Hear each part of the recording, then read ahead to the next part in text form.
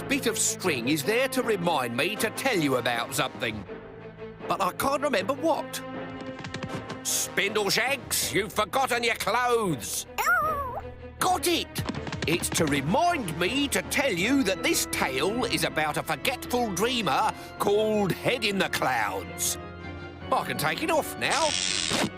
Oh, yeah. It was reminding me to stick my finger back on.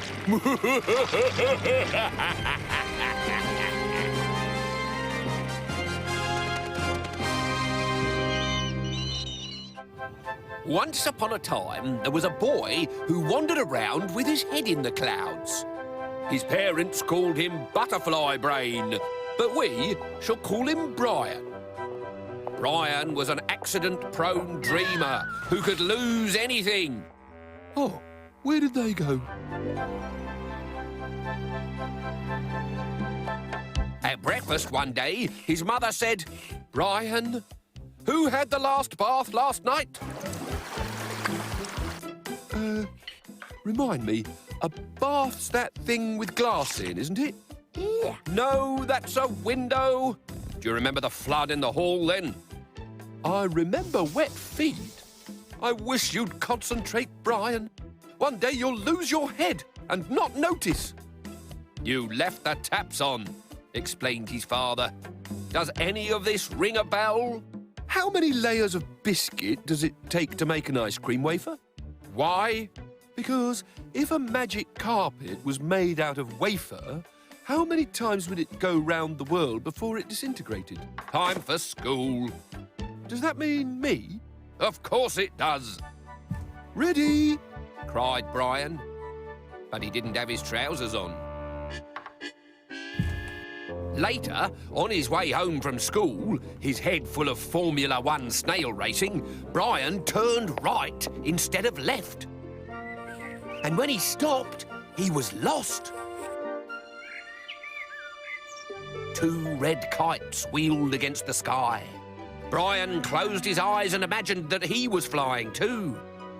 The clouds brushed past his face like puffballs as he slid down the hill, when suddenly a freak gust of wind stopped Brian dead and flipped him backwards up the slope.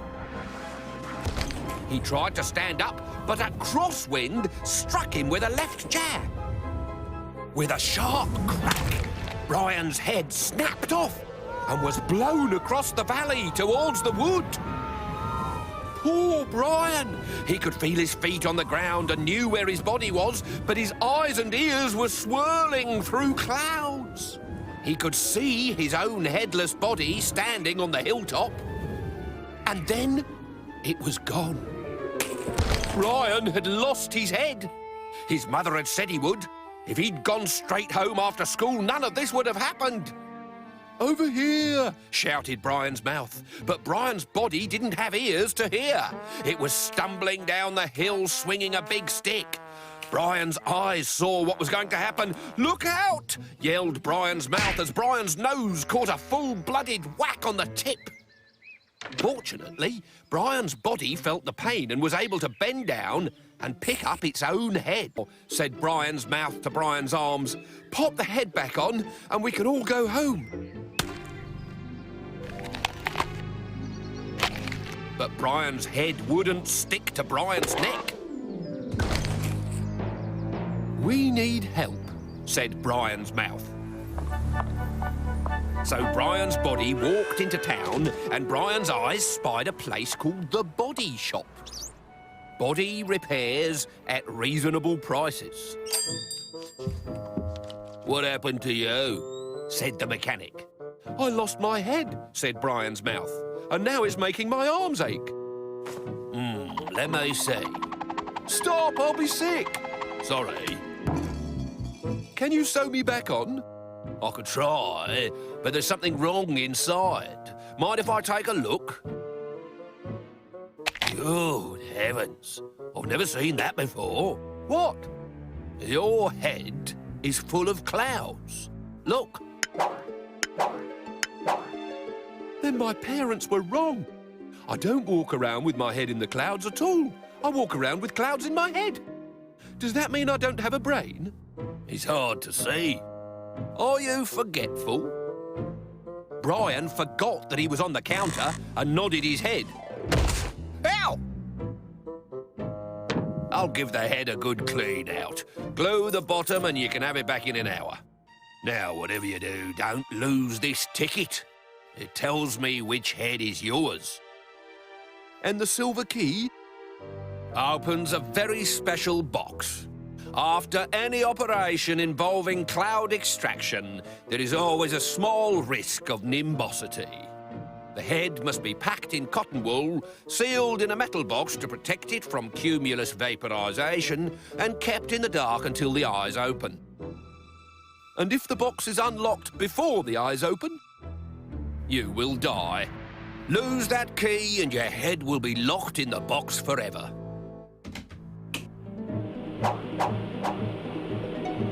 Wait outside. Your body can find its way without a head. Of course it can, said Brian's mouth, as Brian's eyes watched Brian's body crack Brian's neck on the wall.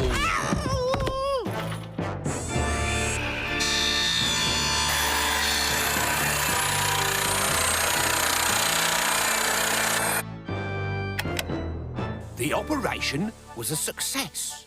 The clouds were blown away and a tiny brain was discovered underneath. The mechanic asked for Brian's ticket. What ticket? Replied Brian's muffled voice. His head was packed in cotton wool inside the box. The ticket that tells me the head inside this box is yours. Don't you recognise me? I'm the boy with no head. I was in here a few minutes ago. How am I supposed to recognise you without a head? But you've got it. Open the box. Look at my mouth. That's me talking. I told you nobody can open the box until the eyes are open. From inside the box came the sound of gentle sobbing. Oh, all right, said the mechanic. Just this once. You can take it home.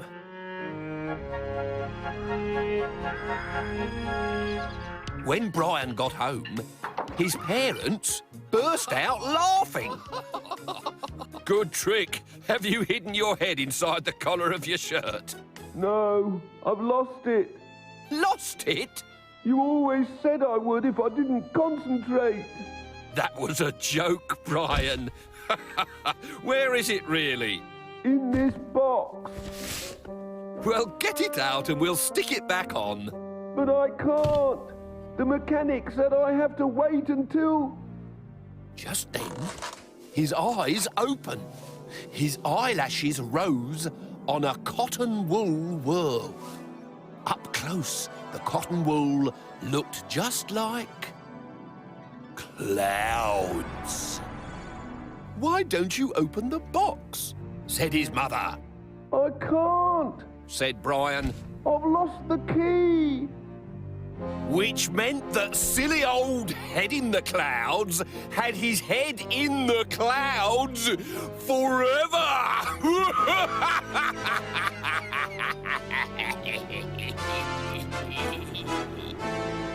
If Brian's head had been screwed on right, he'd never have lost it.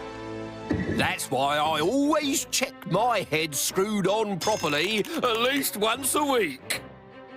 Look at that. There could have been a very nasty accident there.